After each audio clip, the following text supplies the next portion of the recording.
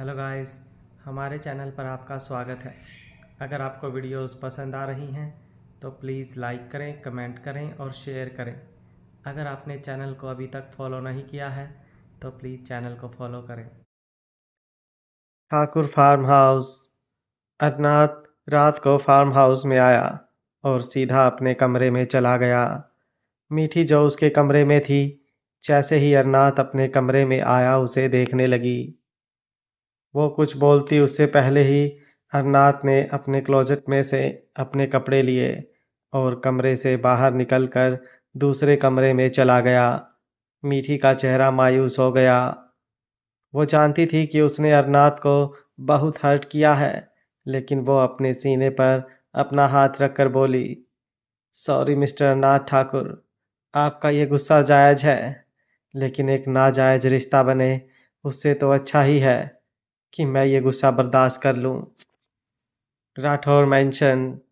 वहीं दूसरी तरफ रेयान जन्नत को मैसेज कर रहा था, लेकिन जन्नत उसके मैसेज का कोई रिप्लाई नहीं कर रही थी। रेयान जन्नत के बारे में सोचते हुए बोला, आज हल्दी में भी जन्नत का चेहरा बहुत मायूस था। आखिर से क्या बात है जो वो इतना उदास थी? अब कैसे पता लगाऊं? तभी तारा अंदर आई और बोली, फोन कर ले उसे। तारा की आवाज़ सुनकर रेयान ने हैरानी से उसे देखा।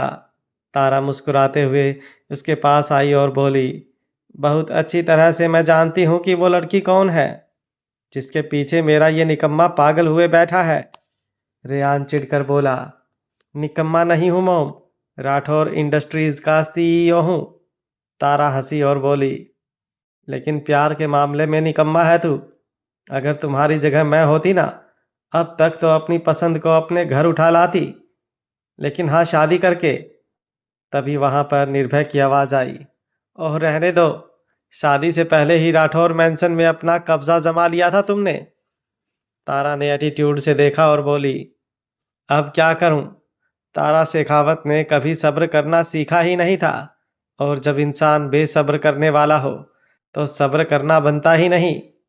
इतना कहकर उसने रेयान की तरफ देखा और बोली, जब प्यार हो ना तो उसे दिल में छुपाते नहीं, बयान करते हैं। इसलिए उसे कॉल करो और बताओ कि उसे प्यार करते हो तुम। इतना कहकर तारा ने उसके सिर के बालों को छेड़ा और हंसते हुए वहां से चली गई। निर्भय रेयान की तरफ देखते हुए बोला, अगर चुप रहोगे तो चुप रह जाओगे, और राठौर चुप रहने वालों में से तो बिल्कुल नहीं है। इतना कहकर निर्भय भी तारा के पीछे पीछे चला गया। उनके जाने के बाद रेयान खुद से बोला, मैं चुप नहीं हूँ डैड, बस इंतज़ार कर रहा हूँ कि जन्नत की आंखों में अपने लिए कुछ तो देखूं, ताकि उसे इजहार करूं तो मुझे इनकार ना मिले। अपने प्यार से मैं ज़बरदस्ती नहीं करना चाहता, अपने प्यार से अपने प्यार को हासिल करना चाहता हूँ। Shekhawat farm house. अक्सर प्याली के कमरे के अंदर आया और बड़ी ही इंटेंस नज़रों से देख रहा था। वहीं प्याली भी अपनी जगह पर उठकर बैठ चुकी थी। अक्षर के कदम लड़खड़ाए तो प्याली समझ चुकी थी कि आज भी अक्षर ने ड्रिंक की हुई है। उसने सोच लिया था कि अब वो अक्षर से दूरी बनाकर रखेगी, वरना कल को एक बार फिर से अक्षर उस पर ही इल्जाम लगाने वाला था।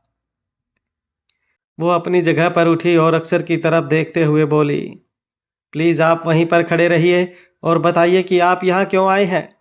अक्षर ने उसे घूरा और बोला, who the hell are you. Pyali की आंखें बड़ी हो गई। अक्षर गुस्से से बोला, मुझे यहाँ पर रोकने वाली होती कौन हो तुम? मैं आऊँगा, तुम्हारे पास आऊँगा, तुम्हारे करीब आऊँगा, तुम्हारी मुझे रोकने की हिम्मत भी कैसे हुई? प्याली गुस्से से बोली, हाँ, अब आप नशे में मेरे करीब आएंगे और जब सुबह आपकी आंखें खुलेंगी ना, तो आप मुझ पर इल्ज़ाम लगाएंगे कि मैंने आपका फ़ायदा उठाने की कोशिश की। अब मुझे ऐसा कोई इल्ज़ाम नहीं सुनना, इसलिए मैं यहाँ से जा रही हूँ। दरवाज़ा खोलिए आप। अक्षर हंसा और बोला, क्यों, तुमसे दरवाज़ा नहीं खुला? प्याली मुंह बनाते हुए बोली, सुबह से तो खोलने की कोशिश कर रही हूँ, खुल ही नहीं रहा। अक्षर मुस्कुराते हुए बोला, मैं सिखा दूँ? प्याली ने अपना सर हाँ में हिलाया। अक्सर उसकी तरफ अपना हाथ करते हुए बोला, आओ मैं बताता हूँ दरवाज़ा कैसे खुलेगा। प्याली धीरे धीरे उसके पास आई, लेकिन उसके पास आकर भी वो उससे थोड़ा दूर ही रह रही थी। अक्सर ने एक झटके से उसका हाथ पकड़कर उसे अपनी तरफ खींचा और अगले ही पल प्याली उसके सीने पर आकर गिरी। अक्सर लड़खड़ाते हुए जुबान से बोला, एक तो तुम हल्की बहुत हो, कभी इधर गिरती हो कभी उधर। कुछ खाया पिया करो। और सॉरी सॉरी याद आया, तुमने तो खाना खाया ही नहीं। एटीट्यूड जो खा रही हो। खाओ खाओ, मुझे क्या है। प्याली मुंह बनाते हुए बोली, मैं एटीट्यूड खा रही हूं या फिर आप। अक्सर मुंह बनाते हुए बोला, मैं तो खाना खाता हूं। फिलहाल तो तुम ही एटीट्यूड खा रही हो, लेकिन खाना मुझे चाहिए, क्योंकि मैं अक्सर शेखावत हूं। डी अक्सर शेखावत। प्याली मुंह बनाते हुए बोली, तो जाइए जाकर एटीट्यूड खाइए। यहाँ किस लिए आए हैं। मुझे सोना है। इतना कहकर प्याली बेड की तरफ जाने लगी। अक्सर ने उसका हाथ पकड़कर उसे रोका और उसे वापस अपनी तरफ खींच लिया। प्याली का दिल जोरों से धड़क उठा। अक्सर के करीब खड़े होकर उसे ऐसा लग रहा था जैसे वो किसी जलती हुई भट्टी के पास खड़ी हो। अक्सर का वो लाल चेहरा और एकदम से तपता हुआ बदन उसके रोंगटे खड़े कर रहा था। जैसे ही अक्सर ने प्याली को खींचा, प्याली के बाल उसके चेहरे पर आ गए। अक्सर ने बड़ी ही नाजुकता से उसके बालों को हटाया और बोला, तुम्हें सोना है, नींद आ रही है। प्याली ने अपना चेहरा हाँ में हिलाया। अक्सर आगे बोला, नींद आ रही थी तो तब तक सोई क्यों नहीं, जाग क्यों रही थी। प्याली मुंह बनाते हुए बोली, सो ही रही थी, आपकी आवाज़ सुनी तो आँख खुल गई। अक्सर ने अपना सिर ना में हिलाया और बोला, नहीं झूठी हो तुम, तुम्हें नींद आ ही नहीं रही थी। आती भी कैसे, तुमने कुछ खाया जो नहीं। कहते हुए अक्सर पूरा प्याली के ऊपर झुक रहा था। नशे में वो अपने पैरों पर ढंग से खड़ा भी नहीं हो पा रहा था। प्याली उसके सीने पर हाथ रखकर बोली, आप प्लीज़ यहाँ से चले जाइए। अगर आप इस तरह से यहाँ पर रुकेंगे तो कल फिर आप मुझसे ही सवाल करेंगे, और मैं नहीं चाहती अब मैं आपसे लड़ाई करूं। मुझे बस यहाँ से जाना है। अभी वो बोल ही रही थी कि अक्सर ने उसके होठों पर अपनी उंगली रखी और बोला, श्श्श। प्याली एकटक उसकी आंखों में देखती ही रह गई। उसकी आंखें बार बार झपक रही थी। उसकी इस अदा पर अक्सर हल्का सा मुस्कुराया और उसके झुककर प्याली की आंखों को बारी बारी से चूम लिया। प्याली की आंखें नम हो गईं। अक्सर के साथ उसे जो फील हो रहा था वो बहुत अलग था। अपनी जगह पर खड़ी वो कांप गई थी। अक्सर ने उससे अपना चेहरा अलग किया और बोला, मैं तुम्हारे लिए कुछ लाया था। प्याली हैरानी से बोली, क्या। अक्सर बोला, पहले बताओ भूख लग रही है या नहीं। प्याली ने अपना चेहरा हाँ में हिलाया और बोली, बहुत भूख लग रही है। सुबह जिस तरह आप मेरे सामने खाकर गए थे, आपको पता भी है कितना मन कर रहा था खाना खाने का, लेकिन आप तो बड़े ही बेदर्द हैं। मुझे खाना दिखाया लेकिन खिलाया नहीं। अक्सर हंसा और बोला, इसलिए तो मैं तुम्हारे लिए कुछ लाया हूँ। अपनी आंखें बंद करो। प्याली कुछ पल तो हैरानी से देखती रही और फिर उसने अपनी आंखें बंद कर ली। अगले ही पल उसके होठों पर आकर कुछ लगा। प्याली ने अपनी आंखें खोली तो एक चॉकलेट उसके होठों को छू रही थी, जो अभी रैपर में ही थी। चॉकलेट को अपने सामने देखकर वो हैरान थी। अक्सर हल्का सा हंसा और बोला, तुम्हें चॉकलेट पसंद है। प्याली ने अपना चेहरा ना में हिलाया। अक्सर गुस्से से बोला, मुझे नहीं पसंद। प्याली तुरंत से बोली, क्यों, आपको क्यों नहीं पसंद। अक्सर बड़ी ही मधोशी भरी आवाज में बोला, मुझे तो तुम पसंद हो। प्याली का दिल जोरों से धड़क उठा। वो बार बार अपनी पलकें झपकाते हुए अक्सर को देखती ही रह गई। अक्सर ने उसके हाथों से वो चॉकलेट ली और बोला, और मैं तुम्हें चॉकलेट खिलाने। इतना कहकर उसने प्याली का हाथ पकड़ा और उसे खींचते हुए बेड पर लेकर गया। प्याली एक झटके से बेड पर गिरी। जब अक्सर ने उसे छोड़ा तो खुद को संभाल ही नहीं पाई। अक्सर उसके उठने से पहले उस पर झुका और बोला, तुम्हें पता है चॉकलेट खाने के कितने तरीके होते हैं? प्याली ने अपना चेहरा हाँ में हिलाया और बोली, एक ही तरीका होता है, मुंह में डालो और खा लो। अक्सर हंसा और बोला, नहीं बटरकप, ये तो सिंपल तरीका हुआ। अक्सर शेखावत का तरीका तो मैं तुम्हें सिखाऊंगा। इतना कहकर उसने उस चॉकलेट को खोला और उसमें से एक टुकड़ा लिया। प्याली का गला पहले ही सूख रहा था। अक्सर को देखते हुए बस उसे कल की सुबह का डर लग रहा था। अक्सर ने उस चॉकलेट को अपने होठों में फंसाया और अपने होठों की तरफ अपनी उंगली से इशारा किया। प्याली ने अपनी आईब्रो ऊपर की तरफ उठाई और बोली, क्या? अक्सर ने गुस्से से उसे देखा और एक बार फिर से अपने होठों की तरफ इशारा किया। प्याली चिढ़कर बोली, क्या कह रहे हैं आप? आपको चॉकलेट खानी है तो खा लीजिए। अभी वो बोल ही रहा था कि अक्सर ने उसके चेहरे को अपने हाथों में थामा और अपने होठों को उसके होठों से लगाया, लेकिन दोनों के होठों के बीच चॉकलेट की दीवार थी। प्याली एकदम से सुन्न रह गई। उसने तुरंत अक्षर को खुद से अलग करना चाहा, लेकिन अक्षर अलग नहीं हो रहा था, बल्कि वो अपने होठों में दबाई हुई चॉकलेट को प्याली के होठों पर रगड़ने लगा था। वो सारी चॉकलेट प्याली के होठों पर मेल्ट होती जा रही थी, पर प्याली ने होठ नहीं खोले हुए थे, जिसकी वजह से वो चॉकलेट उसके होठों के अंदर नहीं जा रही थी। इतना तो चॉकलेट नहीं पिघल रही थी जितना खुद प्याली पिघल रही थी। वो एकदम से कांप रही थी। जब वो चॉकलेट काफ़ी ज़्यादा मेल्ट होने लगी तो अक्सर ने चॉकलेट को अब प्याली के होठों से हटाया और उसकी गर्दन पर रगड़ने लगा। प्याली की आंखें बड़ी हो गईं।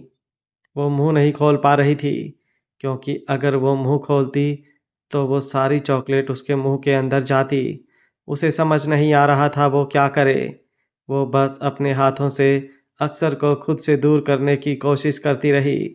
अक्सर को जब उसके हाथ ज़्यादा डिस्टर्ब करने लगे तो उसने उसके दोनों हाथों को अपने एक हाथ में जकड़ा और ऊपर की तरफ लगाते हुए उसे गुस्से से घूरने लगा। प्याली की सांस गहरी हो गई। अक्सर के होंठ उसे अपनी गर्दन पर महसूस हो रहे थे और धीरे धीरे वो होंठ और भी ज़्यादा नीचे की तरफ जा रहे थे। अक्सर ने उसके क्लीवेज पर उस चॉकलेट को रगड़ना शुरू किया।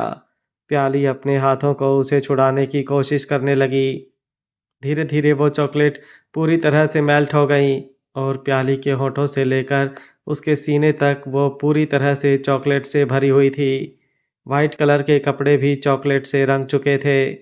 अक्सर ने अपने होठों पर लगी हुई चॉकलेट को अपनी जीभ से साफ किया और फिर प्याली की तरफ देखते हुए बोला, अब मैं सिखाऊंगा तुम्हें चॉकलेट खाना।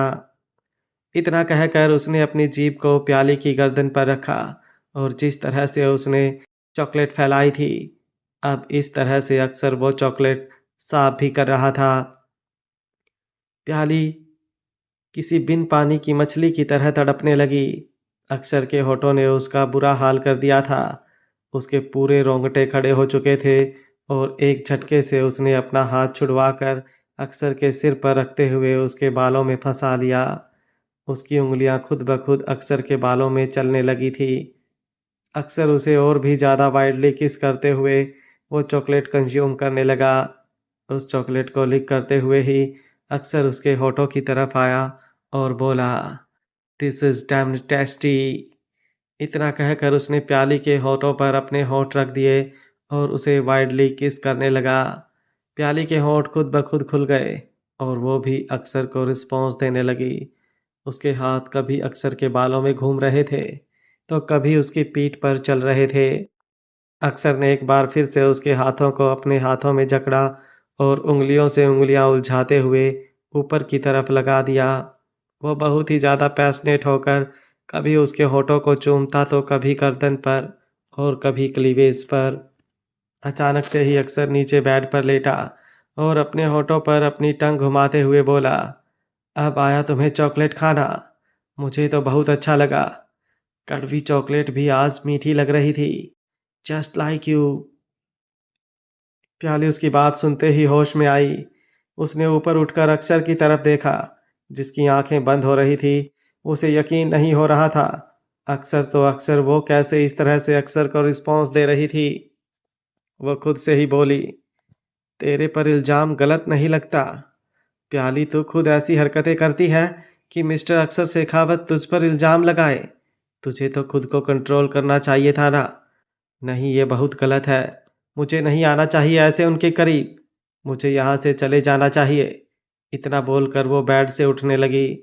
अक्षर ने तुरंत उसका हाथ पकड़कर उसे रोका और बोला, कहाँ जा रही हो तुम?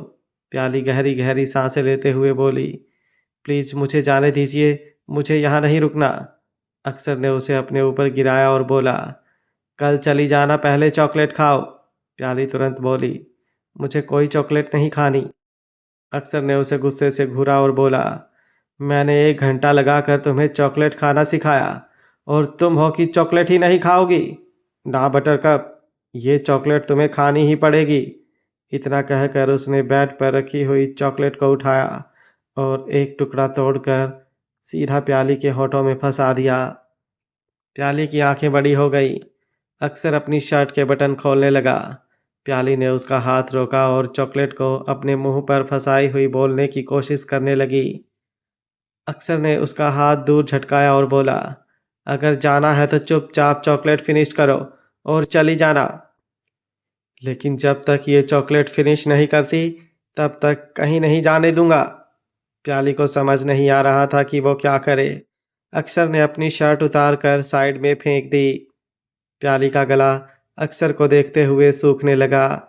एकदम हार्ड चेस्ट और बॉडी बिल्डर टाइप बॉडी, कसे हुए कंधे और एसी चलने पर भी जो हल्का हल्का पसीना अक्षर की बॉडी पर आ रहा था, वो उसे और भी ज़्यादा अट्रैक्टिव लुक दे रहा था। अक्षर ने प्याली के सिर के पीछे अपना हाथ रखा और खुद उसके चेहरे को अपने चेस्ट पर रगड़ने लगा। कब उसका हाथ ढीला हुआ और खुद प्याली उसके चेस्ट पर अपने होठों से उस चॉकलेट को रगड़ने लगी, उसे भी नहीं पता चला। और कब वो उस चॉकलेट को ख़त्म करने के बाद उस चॉकलेट को अपने होठों से लिक करने लगी, ये भी उसे पता नहीं चला। शेखावत फार्म हाउस, सुबह के करीबन 7 बजे। अक्सर की आंखें खुली। आंखें खुलते ही उसे अपना सिर जोरों से दर्द होता महसूस हो रहा था।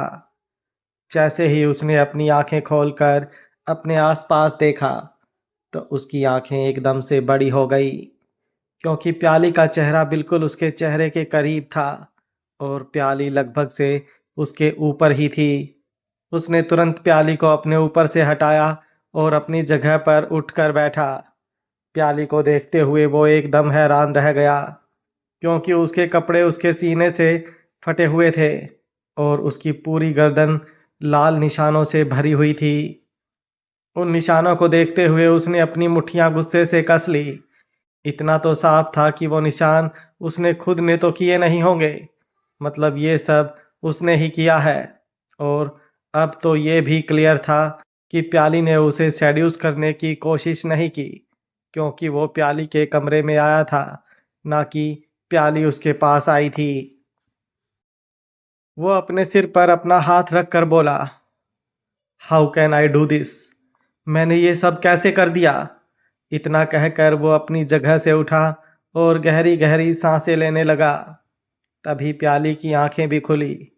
जैसे ही उसने अपनी आंखें खोली, उसकी नज़र सामने अक्षर पर गई, जिसके चेहरे को देखते हुए पता चल रहा था कि वो किस चीज़ के बारे में सोच रहा है। वो अपनी जगह पर उठकर बैठने को हुई, लेकिन तभी उसने महसूस किया कि उसके कपड़े फटे हुए हैं। उसने तुरंत ब्लैंकेट अपने ऊपर खींचा और अपनी जगह पर उठकर बैठ गई। अक्षर कांपती हुई आवाज में बोला, मैं यहाँ पर कैसे आया? प्याली ने कुछ नहीं कहा, बस अपना सिर झुकाए हुए बैठी रही। अक्षर गुस्से से बोला, तुम मुझे रोक नहीं सकती थी क्या? हम दोनों के बीच क्या हुआ?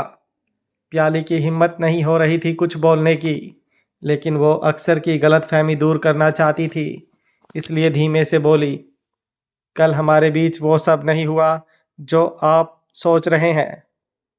आप अपने कमरे में आए और चॉकलेट चॉकलेट देकर। सुनते ही अक्षर ने एक बार फिर से अपने सिर पर अपना हाथ रख दिया। उसे धुंधला धुंधला याद आ रहा था कि कल जब वो बार में ड्रिंक कर रहा था और ड्रिंक करने के बाद वापस गाड़ी में आकर बैठ रहा था तो सामने ही उसे एक शॉप दिखाई दी जहां से उसने चॉकलेट ली। और ये चॉकलेट लेते वक्त उसने कहा भी था कि ये चॉकलेट वो क्यों ले रहा है। प्याली कुछ और कहती उससे पहले ही अक्षर कमरे से बाहर चला गया। जैसे ही दरवाज़ा बंद हुआ प्याली अपनी जगह पर बैठी बैठी कांप गई। उसे समझ नहीं आ रहा था कि अब अक्षर क्या करेगा। वो रोते हुए बोली, आप सही कह रहे हैं। मुझे आपको रोकना चाहिए था, लेकिन आपको रोकने की बजाय मैं तो खुद आपके साथ बहक गई। मुझे ये नहीं करना चाहिए था। वहीं अक्षर अपने कमरे में आया और सीधा वॉशरूम में चला गया। उसकी खुद की चेस्ट पूरी लाल थी, जो बता रही थी कि जो अक्षर ने किया वही प्याली ने भी किया था। अक्षर ने अपना हाथ जोर से दीवार पर मारा और बोला, नहीं, नहीं करना चाहिए था तुझे ये सब।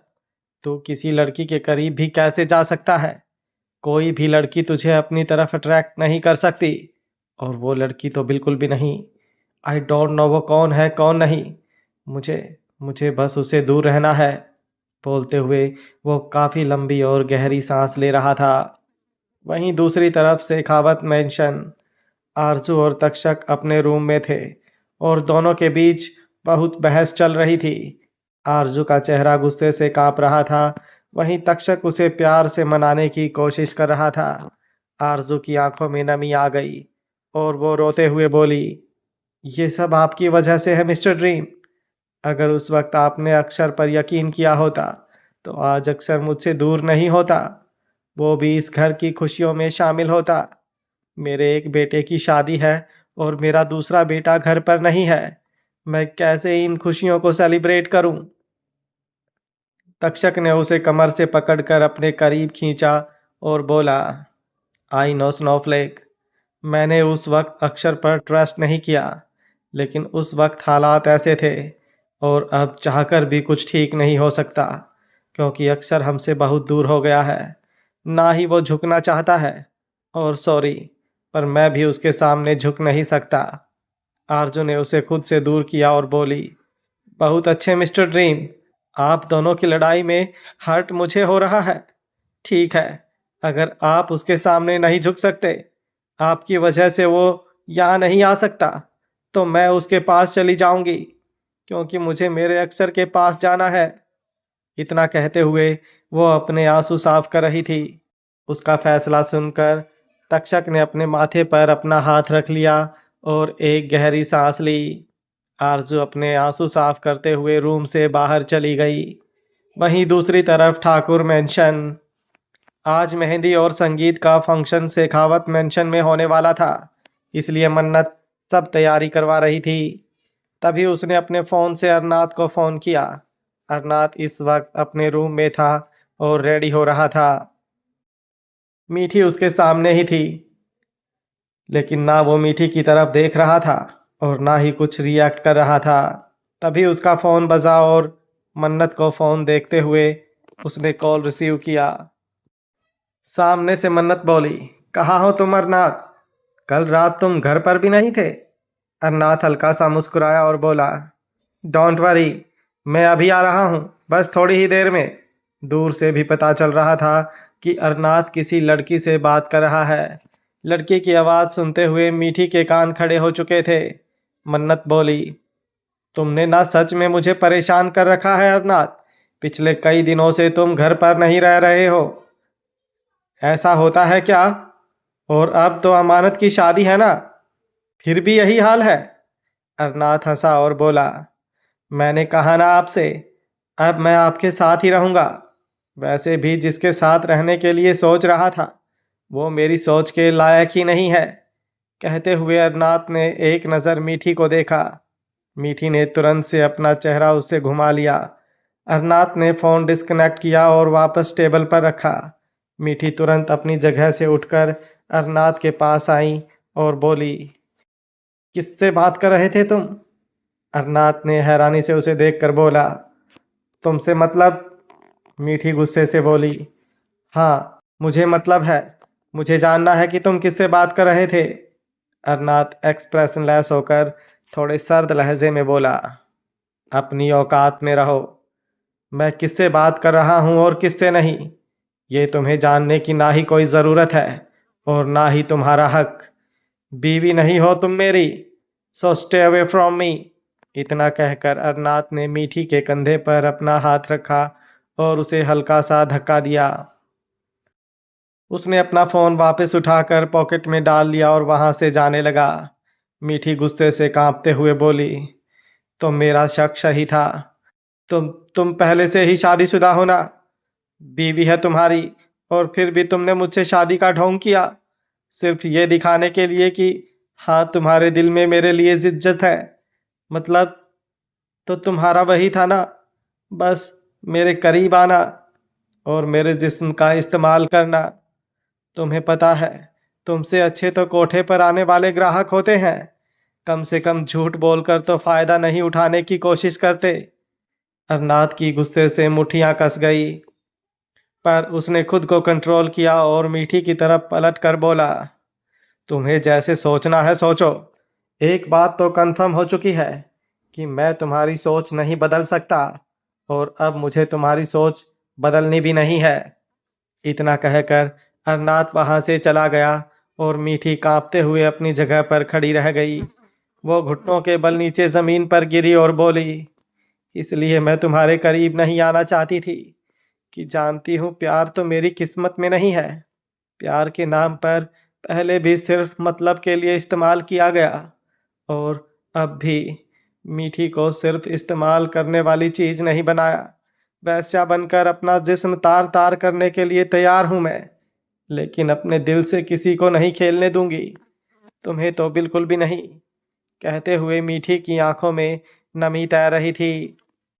शेखावत फार्म हाउस अक्सर अपने रूम में था और तैयार हो रहा था। उसके रूम में ही सामने एलईडी चल रही थी, जिस पर इस वक्त न्यूज़ दिखाई जा रही थी कि अपने ही भाई की हल्दी और इंगेजमेंट पार्टी में नहीं आया अक्षर शेखावत। क्या इतनी ज़्यादा बढ़ गई हैं दूरियां? क्या अक्षर शेखावत पर लगे हुए इल्जामों को अभी तक नहीं भूल पाया है शेखावत परिवार? क्या कभी अक्षर शेखावत और शेखावत फैमिली होंगे एक साथ? तभी रूम का दरवाजा नॉक हुआ। रूम का दरवाजा लगभग से खुल चुका था। अक्षर ने दरवाजे की तरफ देखा। वो कुछ बोलता उससे पहले ही प्याली अंदर की तरफ आई। प्याली को अपने कमरे में आते देख अक्षर की भौहें तन चुकी थी, लेकिन प्याली का चेहरा झुका हुआ था, इसलिए वो कुछ देख नहीं पा रही थी, पर उसके कानों में टीवी पर चल रही आवाज साफ सुनाई दे रही थी। अक्षर गुस्से से कांपते हुए बोला, यहाँ पर क्यों आई हो? प्याली धीमे से बोली, वो मुझे आपसे कहना था कि आप प्लीज कल रात के बारे में ज्यादा मत सोचिए। कल कल रात मेरी मेरी ही गलती थी। मुझे आपको रोकना चाहिए था। आपने तो ड्रिंक की हुई थी, इसलिए होश होश में नहीं थे आप। अभी वो बोल ही रही थी कि अक्षर तेजी से उसकी तरफ बढ़ा और उसका हाथ पकड़कर उसे अपने करीब खींच लिया। प्याली की सांस हलक में अटक गई और धड़कनों ने शोर मचाना शुरू कर दिया। वह एकटक अक्षर के चेहरे को देख रही थी। अक्षर उसके चेहरे पर झुका और बोला, मतलब क्या है तुम्हारा कि मैं होश में नहीं था? पी कर मैं होश खो देता हूँ। तुमने क्या मुझे कोई पियक्कड़ समझ रखा है? प्याली एकदम से हैरान रह गई। वो तुरंत बोली, अब आप कौन सी बात को कहाँ लेकर जा रहे हैं? मैंने कब आपको कहा कि आप पियक्कड़ हैं? मैंने तो सिर्फ इतना कहा कि आप नशे में थे, इसलिए शायद आपको कोई होश नहीं था। अब तो बेवजह लड़ने को तैयार रहते हैं मुझसे। अक्षर गुस्से से बोला, मतलब क्या है तुम्हारे कहने का कि मैं तुमसे लड़ाई के बहाने ढूंढता हूँ? मुझे तुमसे लड़ने के अलावा और कोई काम नहीं है क्या? खुद को इतनी भी इम्पोर्टेंस मत दो। तुमसे लड़ना तो दूर, तुम्हारी शक्ल देखना भी मुझे पसंद नहीं है। प्याली का चेहरा गुस्से से लाल होने लगा। उसका वो तीखा सा नाक भी पूरी तरह से लाल हो चुका था। वो मुंह बनाते हुए बोली, अच्छा, तो फिर मुझे यहाँ जाने क्यों नहीं देते? जाने दीजिए ना मुझे यहाँ से। क्यों मुझे जबरदस्ती यहाँ पर रखा हुआ है? अगर इतनी ही मेरी शक्ल से नफरत है आपको तो। अक्सर व्यंग्य से हंसा और बोला, ओह रियली? तुम्हें लगता है कि तुम ऐसी बातें करके मुझे प्रोवोक करोगी और मैं तुम्हें जाने दूंगा?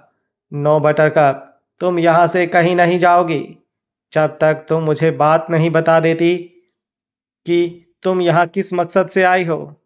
मैं तुम्हें कहीं नहीं जाने दूंगा। प्याली अब बुरी तरह से फ्रस्ट्रेटेड हो गई। वो नजरें झुकाकर बोली, छोड़िए मुझे। अक्षर का गुस्सा और भी ज्यादा बढ़ गया। वो दांत पीस कर बोला, नहीं छोड़ूंगा। प्याली भी मुंह बनाते हुए बोली, ऐसे कैसे नहीं छोड़ेंगे, छोड़िए मुझे। कहकर उसने अक्षर को जोर से धक्का दिया तो अक्षर की पकड़ उस पर से ढीली हो गई। प्याली तुरंत वहां से जाने लगी, लेकिन जैसे ही वो हल्का सा घूमी, अक्षर ने उसे पकड़ना चाहा, लेकिन उसके हाथ में प्याली के कपड़े आ गए और प्याली को खींचने के चक्कर में अक्षर ने प्याली के कपड़े खींच लिए। जोर से प्याली के कपड़ों के फटने की आवाज आई और अगले ही पल प्याली की खुली पीठ अक्षर के सामने थी। अक्षर एक पल के लिए तो उसकी पीठ को देखता ही रह गया, लेकिन अगले ही पल उसने अपना चेहरा घुमा लिया। वहीं प्याली की आंखों में नमी तैर गई। वो तुरंत से अक्षर की तरफ घूम गई और अपनी पीठ पर अपना हाथ रख लिया। वो रोते हुए अक्षर को देख रही थी। वहीं अक्षर ने जब उसके एक्सप्रेशन देखे तो उसे समझ आया कि प्याली उसके बारे में गलत सोच रही है। वो तुरंत प्याली की तरफ बढ़ा और बोला, देखो, जो तुम समझ रही हो वो नहीं है मैं बस। प्याली अपना हाथ दिखाकर उसे रोक कर बोली, बस रहने दीजिए मिस्टर शेखावत, कुछ मत कहिए। मुझे लगा शायद कल रात जो हुआ उसके बाद मुझे आपको कहना चाहिए कि उस समय आपकी गलती नहीं थी, लेकिन मुझे नहीं पता था कि सच में आपके लिए मेरी इज्जत की कोई वैल्यू ही नहीं है। मैंने कभी नहीं सोचा था कि आप ऐसा कुछ करेंगे। इतना कहकर प्याली वहां से जाने लगी। अक्षर एकदम से हैरान रह गया। वो तुरंत प्याली की तरफ आया। प्याली गेट से बाहर जाने लगी कि अक्षर ने उसका हाथ दिखाकर उसे रोका और घुमाते हुए दीवार से लगा दिया। जैसे ही वो ठंडी ठंडी दीवार से प्याली की पीठ लगी, प्याली की सिसकी निकल गई। अक्षर उसे देखते हुए बोला, तुम पागल हो क्या? ऐसे रूम से बाहर जा रही हो? कोई तुम्हें देखेगा तो पता भी है क्या सोचेगा? प्याली व्यंग्य से बोली, आपको लोगों की सोच समझ से कब से फर्क पड़ने लगा मिस्टर शेखावत? इस बात से अक्षर भी हैरान था। आज तक किसी की सोच और समझ से उसे फर्क नहीं पड़ा था, तो आज वो ये सब कैसे सोच रहा था? उसने अपना ब्लेजर निकाला और प्याली को अपनी तरफ खींचा। प्याली सीधा उसके सीने से आकर लगी। अक्षर ने अपना ब्लेजर उसके ऊपर डाला और बोला, मुझे किसी की सोच और समझ से फर्क नहीं पड़ता, लेकिन किसी की इज्जत से जरूर पड़ता है। इतना कहकर अक्षर तुरंत रूम से बाहर चला गया। प्याली बस अपनी जगह पर खड़ी रह गई। शेखावत मेंशन। रात का वक्त, मेहंदी की तैयारी हो चुकी थी और गेस्ट ने आना शुरू कर दिया था। अर्जुन, मन्नत, अमानत और जन्नत के साथ शेखावत मेंशन पहुंच चुके थे। अमानत की नज़रें अहान को ढूंढ रही थी। वहीं दूसरी तरफ अहान पार्किंग एरिया में था और किसी से फ़ोन पर बात कर रहा था। वो अभी अभी कहीं बाहर से आया था। वहीं दूसरी तरफ जन्नत, जो अपना फ़ोन गाड़ी में भूल आई थी, वो अपना फ़ोन लेने के लिए वापस पार्किंग एरिया की तरफ गई।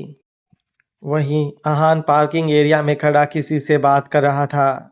जन्नत गाड़ी के पास आई और गाड़ी का दरवाज़ा खोलकर पीछे बैक सीट पर रखा हुआ अपना फ़ोन उठाया। वो अपने फ़ोन की तरफ देखते हुए बोली, सच्ची कहते हैं, इश्क इंसान को निकम्मा बना देता है। मैं निकम्मी तो बन गई, लेकिन अफसोस, इश्क फिर भी किस्मत में नहीं है। तो कोई बात नहीं, आपकी खुशियों में ही खुशियाँ। इतना कहते हुए वो अमानत और अहान के बारे में सोच रही थी। गाड़ी का दरवाज़ा बंद कर वो वापस घूमी कि अचानक ही अपने सामने अहान को देखकर उसकी आंखें बड़ी हो गई। उसके पैर एकदम से लड़खड़ा गए और उसकी हाई हील टूट गई। वो नीचे की तरफ झुकी और दर्द से उसकी चीख निकल गई। जन्नत नीचे गिरती उससे पहले ही अहान ने उसकी कमर पर अपना हाथ रखकर उसे नीचे गिरने से बचाया। जन्नत की सांसें हलक में अटक चुकी थी। उसे अपने पैर पर बहुत जोरों से दर्द महसूस हो रहा था। अहान सर्द लहजे में बोला, किसके बारे में बात कर रही थी तुम? ख्वाहिश।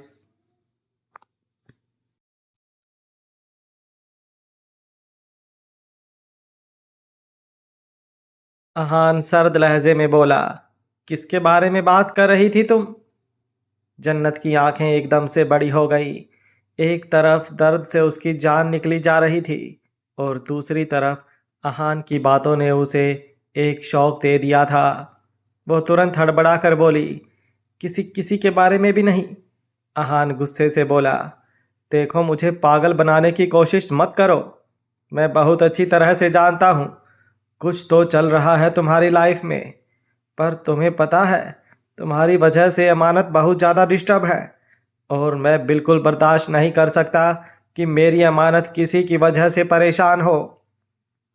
जन्नत की आंखों में नमी तैर गई। वो अपने प्यार के दर्द को अपने अंदर जब्त करते हुए बोली, मैंने मैंने ऐसा कुछ भी नहीं किया जिससे अमानत दी को प्रॉब्लम हो। मैं उन्हें हर्ट करने का सोच भी नहीं सकती। अहान एटीट्यूड से बोला, गुड फॉर यू। अगर तुम्हारी वजह से भी अमानत को कुछ हुआ तो मैं बर्दाश्त नहीं करूंगा। इतना कहकर अहान तुरंत पीछे की तरफ हट गया। जन्नत जो अब तक अहान के सहारे खड़ी थी एकदम से आगे की तरफ गिरने को हुई, लेकिन उसने बड़ी मुश्किल से पीछे गाड़ी को किसी तरह पकड़ते हुए खुद को संभाला। पर इस चक्कर में उसके पैर पर एकदम से जोर पड़ा और एक बार फिर से दर्द से उसकी चीख निकल गई। अहान उसे देखते हुए बोला, ज्यादा जोर से लगी है? जन्नत ने अपना सर ना में हिलाया। अहान ने जन्नत की कमर पर अपना हाथ रखकर उसे अपनी तरफ खींचा। जन्नत एकदम से हैरान रह गई।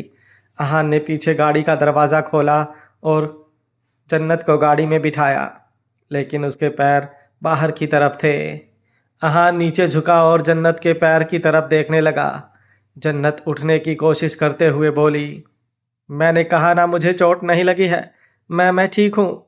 अहान ने गुस्से से उसकी तरफ देखा और बोला, यही प्रॉब्लम है तुम्हारी। अगर कोई तुम्हारी हेल्प करना भी चाहे तो तुम्हारा एटीट्यूड इतना बड़ा है कि तुम सामने वाले को तो कुछ समझती ही नहीं हो। पर तुम्हारे सामने कोई और नहीं, अहान शेखावत है। अहान शेखावत को अपना एटीट्यूड जरा सोच समझ कर दिखाना। जन्नत ने अपना चेहरा झुका लिया। वो मन ही मन बोली, एटीट्यूड नहीं है अहान, पर मैं नहीं चाहती कि आप मेरे हमदर्द बने। आपसे ही दर्द और आप ही हमदर्द, ये तो मुमकिन ही नहीं ना। और अगर किसी ने हमें देख लिया तो? ये सब सोचते हुए वो एक बार फिर से ऊपर उठने की कोशिश करने लगी और इस बार उसने अपना पैर नीचे रख दिया। दर्द से एक बार फिर से उसकी चीख निकल गई। अहान अब इस बार और भी ज्यादा गुस्से से चिल्लाकर बोला, अब जब तक मैं नहीं कहता तुम यहां से उठोगी नहीं, और अगर तुम उठी तो मुझसे बुरा कोई नहीं होगा। जन्नत एकदम से डर गई।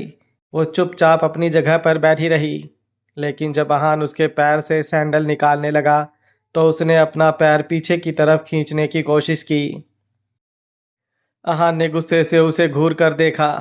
जन्नत धीरे से बोली, आप प्लीज़ मेरे पैर को हाथ मत लगाइए, मुझे मुझे अच्छा नहीं लगेगा।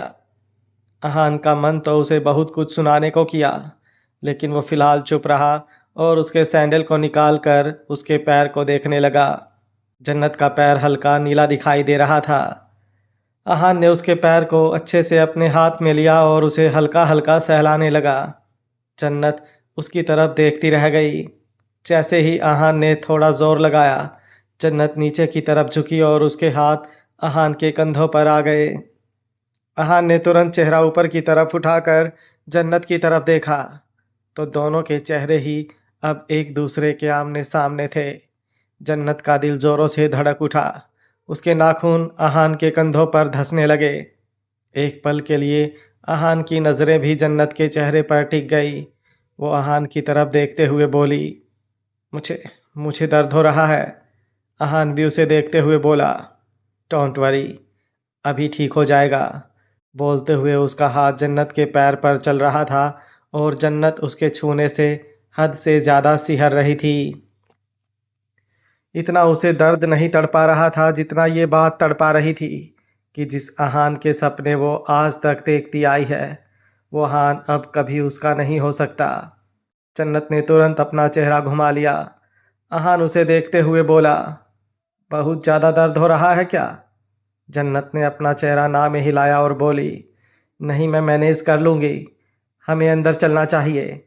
दी की मेहंदी शुरू हो चुकी होगी। आहान को भी जल्द से जल्द अमानत के पास जाना था, इसलिए वो तुरंत बोला, ठीक है, तुम उठने की कोशिश करो। जन्नत ने अपना सर हाँ में हिलाया और उठने की कोशिश की, लेकिन जैसे ही उसने अपना पैर नीचे रखा, उसके चेहरे पर एकदम से दर्द उतर आया। उसने अपनी मुट्ठियां जोर से कस ली, लेकिन चिल्लाई नहीं। वो नहीं चाहती थी कि आहान को पता चले कि उसे दर्द हो रहा है। अगर वो केयर करता तो भी शायद जन्नत को उसकी ओर से तकलीफ ही होती, और अगर नहीं करता तो और भी ज़्यादा तकलीफ होती।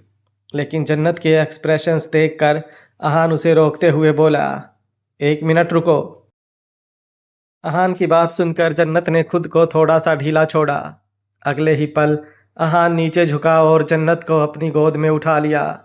जन्नत उसकी तरफ देखती ही रह गई। वो बार बार अपनी पलकें झपकाए जा रही थी। तभी अभी अभी रेयान जो वहां पर पहुंचा था, वो जल्दी से जन्नत और आहान के पास आया और जन्नत की तरफ देखते हुए बोला, क्या क्या हुआ तुम्हें एवन? तुम ठीक तो हो ना? जन्नत कुछ बोलती उससे पहले ही आहान बोला, कुछ ज़्यादा नहीं, बस पैर में मोच आई है। रेयान एकदम से हैरानी भरे एक्सप्रेशन के साथ बोला, क्या पैर में मोच? तुम्हें बहुत दर्द हो रहा होगा ना जन्नत? आओ मैं तुम्हें दवाई। अभी वो बोल ही रहा था कि आहान उसे रोकते हुए बोला, इट्स ओके, अभी थोड़ी देर में ठीक हो जाएगा। हम अंदर चलते हैं, वहाँ पर मन्नत आंटी जन्नत को दवाई लगा देंगी। इतना कहकर आहान जन्नत को अपनी गोद में लिए आगे की तरफ बढ़ गया। वहीं रेयान को जन्नत की फिक्र हो रही थी और जन्नत बस आहान में खोई हुई उसे देख रही थी। उसके हाथ आहान के सीने पर थे। जैसे ही वो दोनों अंदर की तरफ आए, अमानत की नज़र आहान और जन्नत पर गई। जन्नत को आहान की गोद में देखकर अमानत के चेहरे के एक्सप्रेशंस थोड़े से चेंज हो गए। उसका चेहरा थोड़ा मायूस लग रहा था। आहान जन्नत को लेकर स्टेज पर उसके पास आया और उसे सोफे पर बिठाकर बोला, किसी से हेल्प ले लेना।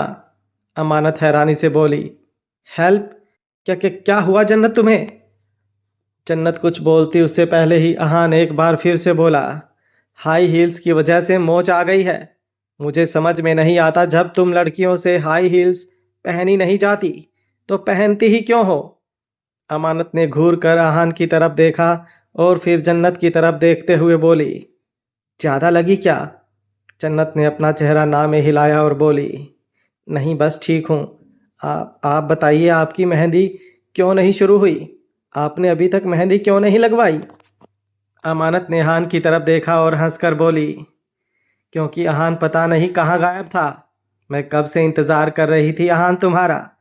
चलो तो मेरे साथ बैठो। मैं चाहती हूँ कि मुझे जब मेहंदी लगे तो तुम मेरे साथ बैठो, और मेरे हाथों पर जब तुम्हारा नाम लिखा जाए तो तुम उसे सबसे पहले देखो। उसकी बात सुनकर आहान अमानत के बिल्कुल करीब हुआ और बोला, तुम्हारे हाथों की मेहंदी सबसे पहले मैं ही देखूंगा।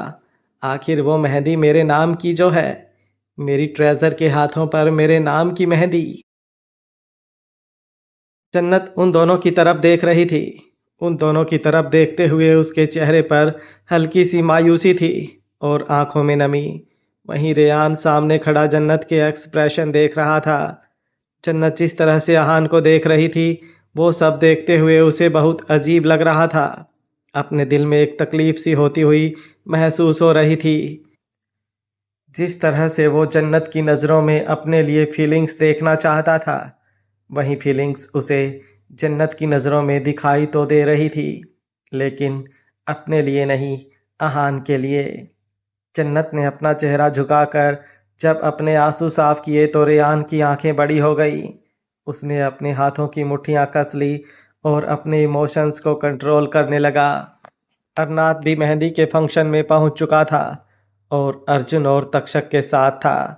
वो अर्जुन से बात करना चाहता था, क्योंकि भले ही दोनों बहुत कम टाइम एक दूसरे के साथ स्पेंड करते थे, लेकिन जब भी कुछ इम्पोर्टेंट होता था तो हमेशा अर्जुन और अरनाथ के बीच एक डिस्कशन होता था और अरनाथ को अब मीठी के बारे में अर्जुन को बताना था। वहीं दूसरी तरफ मेहंदी वाली ने मेहंदी लगाना शुरू किया और अमानत के साथ साथ ही उन्होंने सोफे पर बैठी जन्नत के हाथों में भी मेहंदी लगाना शुरू कर दिया। जन्नत को मेहंदी नहीं लगवानी थी, लेकिन उसे मना करते देख मन्नत बोली, क्या हुआ, तुम्हें मेहंदी क्यों नहीं लगवानी? तुम तो हमेशा से मेहंदी लगवाती हो ना, जब भी कोई फंक्शन होता है तो। अब क्या हुआ, चुपचाप मेहंदी लगाओ। जन्नत कुछ बोली नहीं। वो मेहंदी वाली भी हंसते हुए जन्नत को मेहंदी लगाने लगी। कुछ देर बाद वो मेहंदी वाली जन्नत की तरफ देखते हुए बोली, अगर आपका भी कोई बॉयफ्रेंड या होने वाला पति है तो बता दीजिए दीदी, उसका नाम हम आपके हाथों में लिख देंगे। जन्नत सामने अहान और अमानत को देख रही थी। अहान बड़े ही प्यार से अमानत के हाथों को देख रहा था और उन दोनों को देखते हुए जन्नत बस अपने ख्यालों में खोई हुई थी। वो यूं ही ख्यालों में खोई हुई बोली, उसके नाम को अपने हाथों में लिखवा कर क्या करूंगी, जब वो नाम किस्मत में ही नहीं। मेहंदी वाली बोली, आप मुझे नाम तो बताइए, हो सकता है हाथों में नाम लिखा जाए तो किस्मत में भी खुद ब खुद लिख जाए। जन्नत की आंखों में नमी तैर गई। उसने अपनी आंखें बंद कर लीं। अहान का चेहरा उसकी आंखों के सामने घूमने लगा। वो धीमे से बोली, अहान कभी मेरे नहीं हो सकते। जैसे ही मेहंदी वाली ने अहान नाम सुना, उसने तुरंत जन्नत के हाथ पर अहान नाम लिख दिया।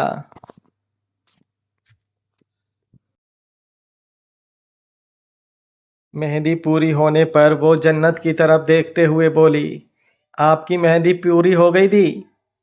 जन्नत ने कुछ नहीं कहा। उसे पता भी नहीं था कि मेहंदी वाली ने यहाँ नाम लिखा है। वहीं जन्नत के बिल्कुल पीछे खड़ा रेयान को अपने दिल में कुछ टूटता हुआ महसूस हुआ। वो जन्नत के लिए जूस लेकर आया था, क्योंकि वो जन्नत के साथ थोड़ा कंफर्टेबल होने की कोशिश करना चाहता था। उसने सोचा कि इससे अच्छा मौका क्या होगा जन्नत के साथ थोड़ा करीबी बढ़ाने का। लेकिन उसे समझ नहीं आ रहा था वो अब कैसे रिएक्ट करे। मेहंदी वाली जन्नत की तरफ देखते हुए बोली, वाह दीदी, आपके हाथ में तो ये नाम बहुत ही ज्यादा खूबसूरत लग रहा है। उस लड़की की बात सुनकर जन्नत होश में आई और उसने तुरंत अपने हाथ की तरफ देखा तो अपने हाथ पर अहान लिखा हुआ देखकर उसकी आंखें बड़ी हो गई। वो तुरंत बोली, ये तुमने क्या किया? मेहंदी वाली मासूमियत से बोली, मैंने क्या किया दीदी, मैंने तो बस आपने जो नाम बोला वही आपके हाथ पर लिखा। जन्नत तुरंत अपने हाथ को झटकते हुए बोली, इसे साफ करो, अभी इसी वक्त इसे साफ करो। मेहंदी वाली अपना सिर ना में हिलाते हुए बोली, सॉरी दीदी, ये साफ नहीं हो सकता। अब तक तो मेहंदी रच भी गई होगी, अब तो कुछ नहीं हो सकता। जन्नत की आंखें बड़ी हो गई। वो तुरंत वहां से उठी और सामने की तरफ जाने लगी। उसका पैर बहुत ज्यादा दर्द कर रहा था। उसे चला भी नहीं जा रहा था, लेकिन वो फिर भी नहीं रुकी और सबसे दूर थोड़ी अंधेरे वाली जगह पर आ गई। अपने हाथ पर लिखा हुआ अहान का नाम देखकर उसकी आंखों से आंसू नहीं रुक रहे थे। उसने अपनी मेहंदी को जल्दी से साफ किया। सूखी मेहंदी हाथ रगड़ने से ही साफ हो गई, लेकिन अहान नाम अब तक रच चुका था। जन्नत जल्दी से अपने नाखूनों से अहान का नाम जहां पर लिखा हुआ था उस जगह को कुरेदने लगी। उसके वो तीखे नाखून उसकी स्किन पर बहुत जोर से लग रहे थे। वो लगातार अपनी स्किन को इतना ज़्यादा जोर से कुरेद रही थी कि वो स्किन उखड़ना शुरू हो गई और उसके हाथ से खून बहने लगा। पर फिर भी जन्नत रुक नहीं रही थी। वो बस किसी भी तरह अहान के नाम को अपने हाथ से हटाना चाहती थी। वो रोते हुए बोली, आपके नाम को अपने हाथ पर लिखवा कर क्या करूंगी अहान, जब आपका नाम मेरी किस्मत में ही नहीं लिखे तो मैं इस नाम को हमेशा के लिए मिटा दूंगी।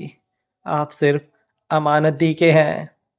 तभी जन्नत के कानों में आवाज सुनाई दी, क्या कर रही हो तुम? रेयान की आवाज सुनकर जन्नत ने तुरंत पलटकर पीछे की तरफ देखा तो अपने सामने रेयान को देखकर वो थोड़ा डर गई। उसने जल्दी से अपने हाथ पीछे कर लिए। रेयान अपनी लाल आंखों से देखते हुए उसके पास आया और बोला, कुछ पूछना चाहता हूं मैं तुमसे, सच सच बताओगी? रेयान का सवाल सुनकर जन्नत हैरान थी। रेयान उसके बिल्कुल करीब आया। उसकी धड़कनें बहुत तेजी से बढ़ रही थी। वहीं डर के मारे अभी भी जन्नत अपने हाथ को बुरी तरह से कुचले जा रही थी। रेयान की बात सुनकर जन्नत के दिल में एक अनजाना सा डर बैठ चुका था। उसे बेचैनी हो रही थी कि ना जाने रेयान उससे क्या ही पूछेगा। उसने धीमे से पूछा, क्या क्या पूछना है आपको? रेयान उसकी आंखों में देखते हुए बोला, आहान से प्यार करती हो तुम? जन्नत का दिल धक से रह गया। उसे समझ नहीं आया वो क्या जवाब दे। रेयान उससे काफ़ी सीनियर था। वो उसकी काफ़ी रिस्पेक्ट करती थी। हालांकि अमानत का दोस्त था रेयान, लेकिन जन्नत और उसके बीच ऐसा कुछ नहीं था कि दोनों इतना फ्रैंक होकर बात कर सके। उसने अपना चेहरा झुका लिया। रेयान एक बार फिर से बोला, मुझे जवाब चाहिए हेवन। जन्नत अपना सिर झुकाए हुए बोली, मुझे मुझे लगता है कि मुझे यहाँ से जाना चाहिए। आप भी मेहंदी एंजॉय कीजिए। इतना कहकर जन्नत वहां से जाने लगी। लेकिन अभी उसने एक ही कदम आगे बढ़ाया था कि रेयान ने उसकी कलाई पकड़ ली। आज शायद पहली बार रेयान ने उसे ऐसे पकड़ा था। उसके दिल की धड़कन एकदम से तेज हो गई और आंखों में नमी तैर गई। उसने जन्नत को अपने सामने किया और उसे साथ ही लगी चेयर पर बिठाया। जन्नत उसकी तरफ नजर उठाकर भी नहीं देख रही थी।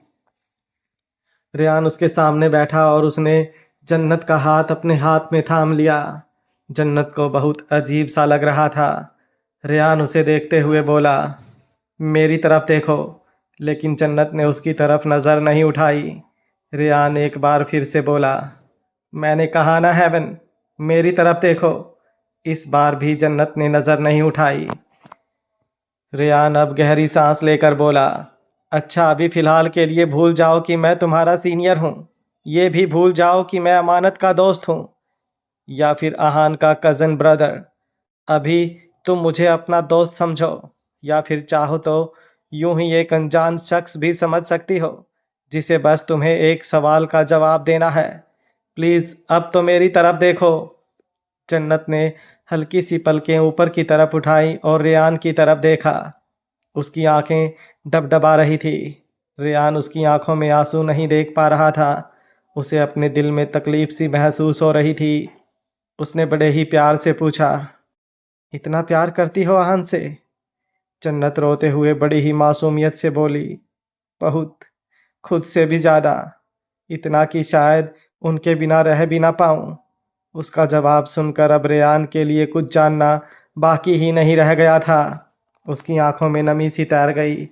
जन्नत ने अपना चेहरा तुरंत झुका लिया। रेयान ने भी अपना चेहरा घुमाया और अपने उन आंसुओं को कंट्रोल करने लगा। उसने जन्नत की तरफ देखते हुए कहा, अपना हाथ खोलो। जन्नत ने अपना हाथ और भी ज़्यादा कसकर बंद कर लिया। रेयान ने उसके हाथ पर अपना हाथ रखा और उसकी उंगलियों को हल्का सा खींचा तो जन्नत का हाथ खुल गया। उसका पूरा हाथ खून से लहूलुहान हो चुका था और आहान जहाँ पर लिखा हुआ था अब वहाँ पर मेहंदी से नहीं बल्कि खून से लिखा हुआ दिखाई दे रहा था। उसे देखते हुए रेयान को अपने दिल में कुछ चुभता हुआ महसूस हो रहा था। उसने कुछ नहीं कहा, बस अपनी पॉकेट से अपना हैंकी निकाला और जन्नत के हाथ पर बांध दिया। जन्नत हैरानी से उसे देख रही थी। रेयान चुपचाप वहां से चला गया। जन्नत बस उसे जाते देखती रह गई। वो परेशान होते हुए बोली, कहीं रेयान अमानत दी को या फिर किसी को कुछ बता तो नहीं देंगे ना? मैं नहीं चाहती मेरी वजह से अमानत दी और रहान की शादी खराब हो। मुझे लगता है मुझे यहाँ से दूर चले जाना चाहिए। इतना बोलते हुए उसकी आंखों में नमी तैर रही थी। वहीं दूसरी तरफ अमानत के हाथों में मेहंदी लग चुकी थी। अमानत मेहंदी वाले की तरफ देखते हुए बोली, अब आप अहान के हाथ में भी मेरा नाम लिखिए। अहान ने हैरानी से देखा और बोला, मुझे नहीं लगवानी कोई मेहंदी। मुझे इन सब चीज़ों में बिल्कुल इंटरेस्ट नहीं। अमानत मुंह बनाते हुए बोली, सिर्फ मेरा नाम ही तो लिखवाना है ताकि पूरा पूरा कंफर्म हो जाए कि तुम सिर्फ मेरे हो। अहान हंसा और बोला, वो कंफर्म ही है। तुम्हारे अलावा मैं और किसी का नहीं। अमानत मुस्कुराई और बोली, वो तो मुझे पता है, पर पता नहीं क्यों जब तुम्हारे आसपास किसी को देखती हूँ तो बहुत अजीब सा फील होता है। अहान उसकी बातें सुनकर हैरान हुआ।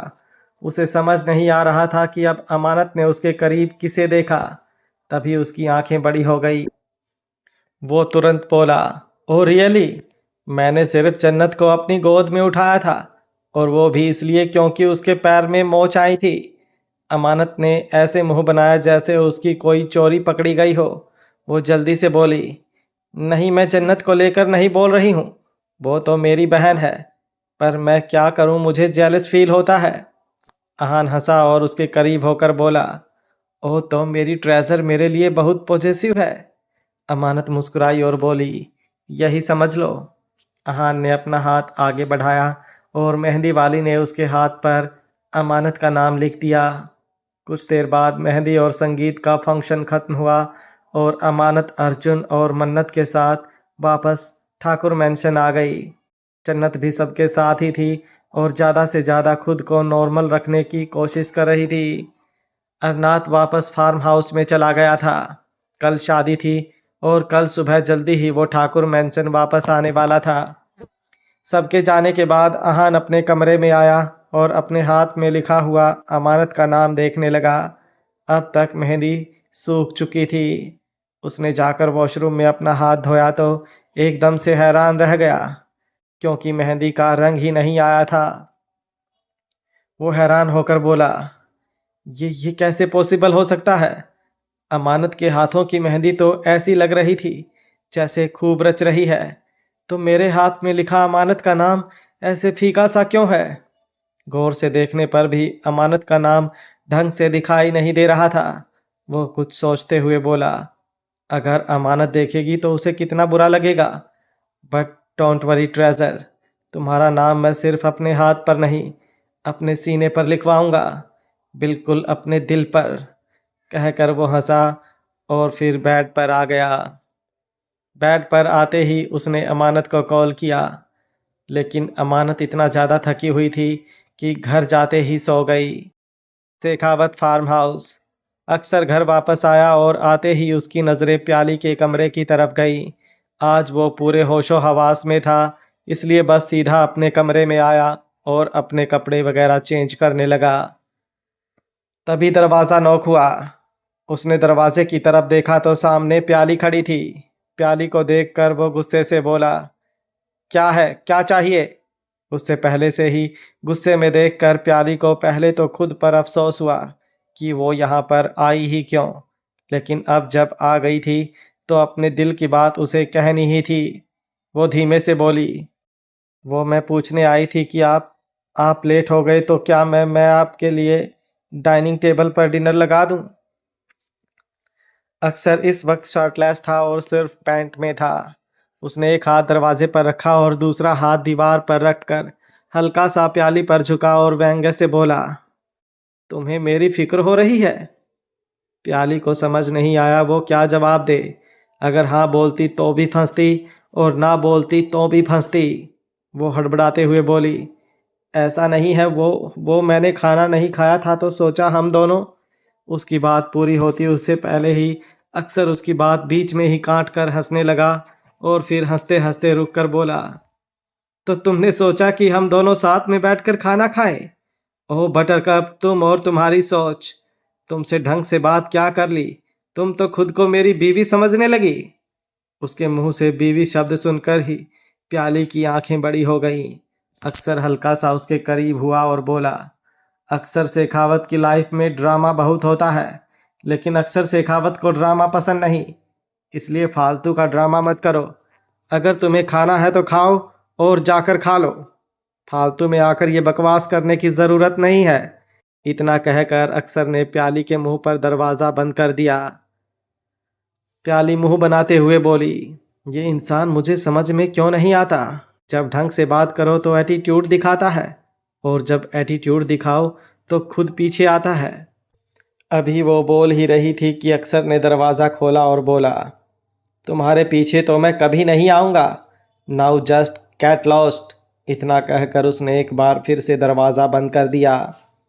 प्याली ने मुंह बनाया और वहां से किचन की तरफ आ गई। उसने किचन काउंटर पर देखा जहां पर काफी सारा खाना बना हुआ था, लेकिन उसका कुछ भी खाने का मन नहीं कर रहा था। भूख तो उसे लगी थी, लेकिन वो बिना कुछ खाए ही किचन से बाहर निकल गई। अभी कुछ देर ही हुई थी उसे रूम में आए हुए कि उसे बाहर से कुछ आवाज आई। वो बिना शोर किए रूम से बाहर निकली और देखा कि किचन की लाइट चल रही थी।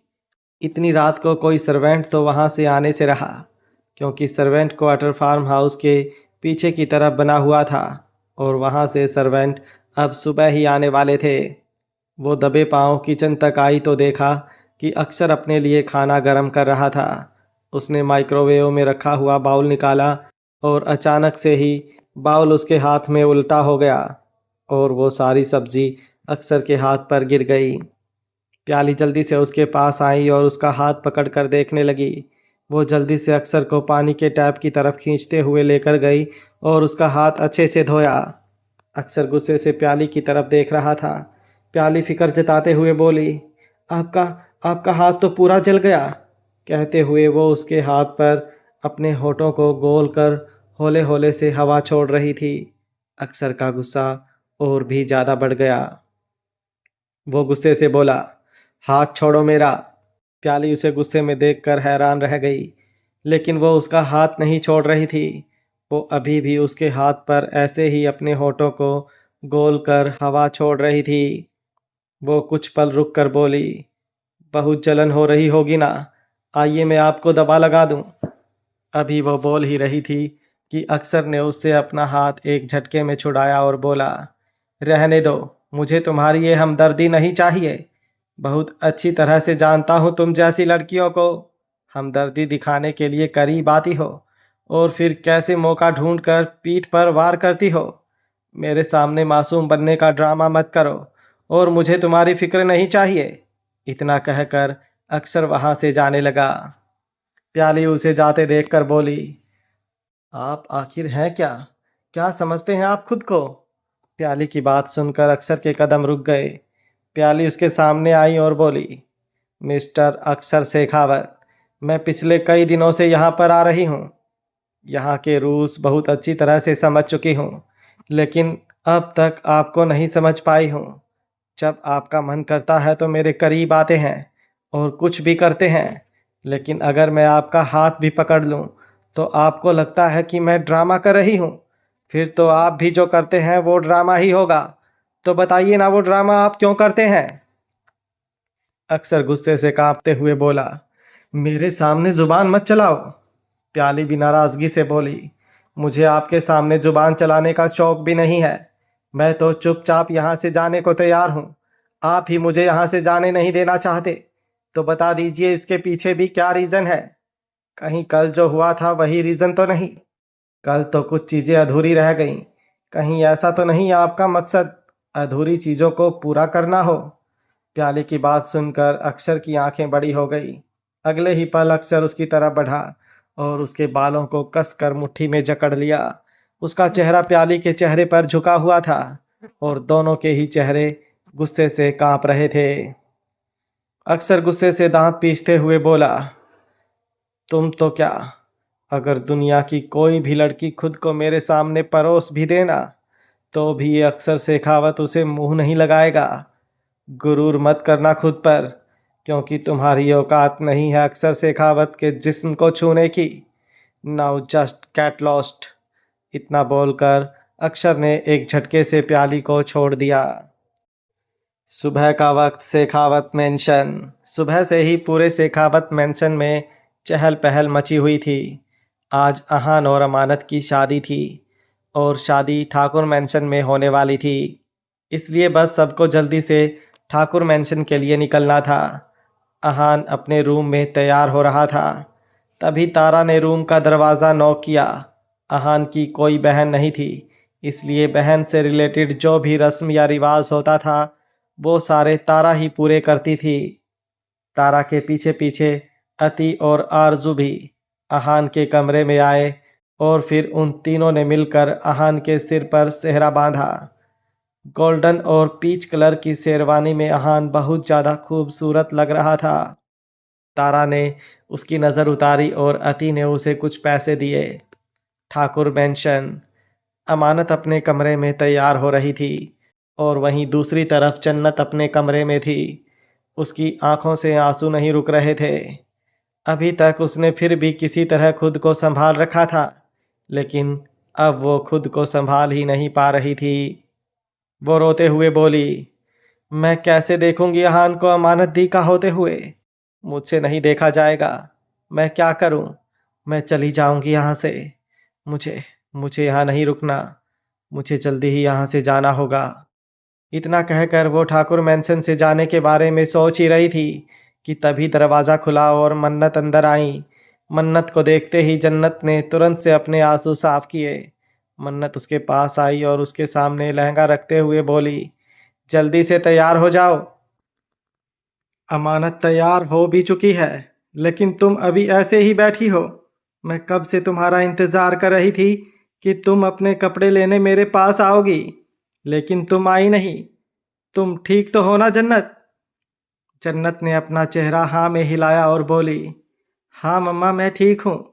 जन्नत की बात सुनकर मन्नत हल्का सा मुस्कुराई और उसके सिर पर झुककर हल्का सा उसके सर को चूम कर बोली, बस एक बार ये शादी हो जाए जन्नत, उसके बाद मुझे तुमसे बहुत सारी बातें करनी है और तुम मुझसे कुछ नहीं छुपाओगी। मन्नत की बात सुनकर जन्नत की सांसें सूख रही थी। मन्नत मुस्कुराते हुए बोली, जल्दी से तैयार हो जाओ और हाँ, एक बार अमानत के पास हो आना, कहीं उसे कोई चीज़ की ज़रूरत तो नहीं। इतना कहकर मन्नत वहाँ से चली गई। जन्नत बस अपनी जगह पर खड़ी रह गई। तभी एक बार फिर से दरवाज़ा नॉक हुआ। एक सर्वेंट ने आकर कहा, आपको अमानत दी ने बुलाया है। जन्नत दी, आप प्लीज़ आ जाइए। इतना कहकर वो सर्वेंट वहाँ से चली गई तो जन्नत अमानत के कमरे में जाने के लिए अपने कमरे से बाहर निकली। वहीं दूसरी तरफ अमानत का कमरा। अमानत इस वक्त अपने कमरे में थी और तैयार हो रही थी। जन्नत कमरे में आई और अमानत के पास आकर खड़ी हुई। अमानत खुद को आईने में देखते हुए बोली, मैं कैसी लग रही हूँ जन्नत? अच्छी लग रही हूँ ना? अहान को पसंद तो आऊंगी ना? जन्नत हल्का सा मुस्कुराई और बोली, क्यों नहीं पसंद आएंगी आप? अहान को बहुत पसंद आएंगे। आप फिक्र मत कीजिए। तभी दरवाजे से आवाज आई, क्या बात, आज तो पूरा कहर ढा रही हो तुम अमानत? आवाज सुनकर अमानत ने पलट कर दरवाजे की तरफ देखा तो वहां पर उसकी फ्रेंड प्रिया खड़ी थी। प्रिया को देखकर अमानत मुस्कुराई। प्रिया उसके पास आई और उसे आईने में देखते हुए बोली, तुम सच में बहुत खूबसूरत लग रही हो। अहान तो तुम्हें देखकर ही फ्लैट हो जाएगा। देख लेना, वेडिंग नाइट पर ही तुम्हारी जान लेने वाला है वो तो। प्रिया की बातें सुनते हुए जन्नत को बेचैनी सी होने लगी। वो वहां से जाने लगी। अमानत ने उसका हाथ पकड़ा और बोली, तुम कहाँ जा रही हो? प्रिया हंसी और बोली, लगता है ये शर्मा गई। ये तो ऐसे बिहेव कर रही है जैसे अहान इसके साथ वेडिंग नाइट बनाने वाला है। जन्नत बुरी तरह से कांपने लगी। अमानत ने गुस्से से प्रिया की तरफ देखा और बोली, प्लीज़ ऐसे ही कुछ मत बोलो। अहान सिर्फ मेरा है। मैं उसके बारे में ऐसी बातें सुन भी नहीं सकती और जन्नत छोटी है। प्लीज़ उसके बारे में ये सब बातें मत करो। प्रिया मुंह बनाकर बोली, मैं तो सिर्फ मजाक कर रही थी। जन्नत अमानत की तरफ देखते हुए बोली, दी, आप तैयार हुई हैं? मैं अभी आती हूँ। इतना कहकर जन्नत तुरंत वहां से चली गई। जैसे ही वो अपने कमरे में आई, उसने दरवाज़ा बंद किया और प्रिया की बातें उसके कानों में गूंजने लगी। अहान और अमानत को एक साथ इमेजिन कर रही उसे बहुत अजीब लग रहा था और दिल में कुछ चुभता हुआ महसूस हो रहा था। वहीं दूसरी तरफ ठाकुर मैंशन में सब लोग पहुंच चुके थे। अर्जुन और मन्नत ने आज एक नए अंदाज से शेखावत परिवार का वेलकम किया और अहान मंडप की तरफ आया और बाकी सब वहीं मंडप के आसपास बैठ गए। जल्दी ही शादी की रस्में शुरू होने वाली थी। शादी जल्दी में हुई, इसलिए कुछ ज़्यादा मेहमानों को नहीं बुलाया गया था। अहान मंडप में आकर बैठा और मुस्कुराते हुए अमानत का वेट करने लगा। वहीं दूसरी तरफ अमानत अभी आईने के सामने ही बैठी थी कि उसके सामने रखा फ़ोन बजा। प्रिया ने उसके फ़ोन की तरफ देखा और उसके चेहरे पर हल्की सी एवल स्माइल आ गई। वो तुरंत फ़ोन की तरफ देखते हुए बोली, विवेक का फ़ोन, वो भी इस वक्त? जैसे ही अमानत ने विवेक का नाम सुना, उसने भी तुरंत अपना फ़ोन उठाया और हैरानी से अपने फ़ोन की तरफ देखने लगी। विवेक का फ़ोन आता देख उसका हाथ हल्का कांपने लगा था। उसने तुरंत कॉल रिसीव किया और कान से लगाए सामने से विवेक की आवाज़ आई, हेलो अमानत, तुम कैसी हो? उसकी आवाज़ सुनकर अमानत कुछ बोल ही नहीं पाई। विवेक एक बार फिर से बोला, प्लीज़ अमानत, मुझसे बात तो करो। आई नो मैंने बहुत बड़ी गलती की है, तुम्हें चीट किया, लेकिन मुझ पर ट्रस्ट करो। अब मैं बिल्कुल सुधर गया हूँ। मुझे मुझे पता चला कि आज तुम अहान से शादी करने वाली हो। प्लीज़ ये शादी मत करो। अगर तुमने ये शादी की तो। वो अभी बोल ही रहा था कि अमानत गुस्से से बोली, मुझे तुमसे कोई बात नहीं करनी विवेक। मैं तुमसे कोई रिश्ता नहीं रखना चाहती। मैं आज अहान से शादी कर रही हूँ और आइंदा कभी मुझे फ़ोन मत करना। इतना कहकर वो फ़ोन डिस्कनेक्ट करने लगी। तभी एक बार फिर से विवेक की आवाज़ आई, और अगर मैं कहूँ कि अगर तुम ये शादी करोगी तो मैं अपनी जान दे दूंगा तो। उसकी बात सुनकर अमानत एकदम शॉक्ड हो गई। वहीं प्रिया के चेहरे पर अभी भी वो एवल स्माइल बरकरार थी। अमानत हैरान होते हुए बोली, ये तुम क्या कह रहे हो विवेक? प्लीज़ ऐसा कुछ मत करना। विवेक उसे मनाते हुए बोला, अगर तुम अभी इसी वक्त मेरे पास नहीं आई ना अमानत, तो मैं अपनी जान दे दूंगा। मुझे मेरी गलती का एहसास हो चुका है और अब मैंने सोच लिया है कि या तो मैं अपने प्यार और अपने बच्चे के साथ रहूंगा या फिर अपनी जान ही दे दूंगा। अब फैसला तुम्हारा होगा कि तुम्हें मेरे पास आना है या नहीं। मैं होटल हयात में तुम्हारा वेट कर रहा हूँ। इतना कहकर विवेक ने कॉल डिस्कनेक्ट कर दिया। अमानत बस उसकी बात सुनकर हेलो हेलो करती रह गई। उसकी आंखों में नमी तैर रही थी। प्रिया उसे देखते हुए बोली, क्या हुआ अमानत? तुम इतना परेशान क्यों हो रही हो? क्या कहा विवेक ने? तुम उसकी बातों पर ध्यान मत दो। अमानत उसकी बात काट कर खींचते हुए बोली, नहीं नहीं प्रिया, विवेक विवेक कह रहा था कि वो अपनी जान दे देगा।